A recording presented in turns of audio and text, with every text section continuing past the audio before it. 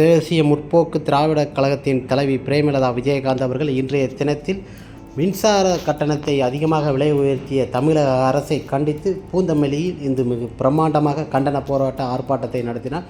அதுபோல் தமிழகத்தில் எல்லா மாவட்டங்களிலும் கட்சி நிர்வாகிகள், மாவட்டங்கள் மற்றும் தலைவர்கள் எல்லோருமே இன்று போராட்டங்கள் அந்தந்த ஏரியாவில், அந்தந்த ஊரில், அந்தந்த மாவட்டத்தில் மிக பிரம்மாண்டமாக நடைபெற்று கொண்டிருக்கிறது.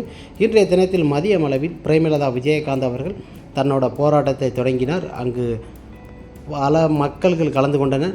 ஆண், பெண் என பலரும் கலந்து கொண்டனர். நிர்வாகிகள் எல்லோரும் கலந்து கொண்டு மின்சார கட்டணத்தை குறைக்க வேண்டும் என்று தமிழக அரசிற்கு வலியுறுத்தி மிக பிரம்மாண்டமாக போராட்டம் அன்னியார் தலைமையில் நடைபெற்றது.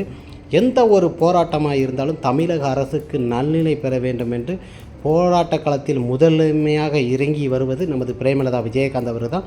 மற்ற கட்சிக்காரங்களாம் வராங்கன்னு தெரியாது, ஆனால் பிரேமலதா விஜயகாந்த் அவர்கள் மக்களுக்காகவே குரல் கொடுக்க முன் வருகிறார்கள். நமது கேப்டன் விஜயகாந்த் அவர்கள் எப்படி தமிழக மக்களுக்கும் தாய்மார்களுக்கும் உறுதுணையாக இருந்தார்களோ அதுபோல தான் பிரேமலதா விஜயகாந்த் அவர்கள் எல்லாத்துக்குமே போராட்ட களத்தில் முன்னோடியாக முன் வந்து எல்லாத்துக்குமே இது பண்ணுறாரு.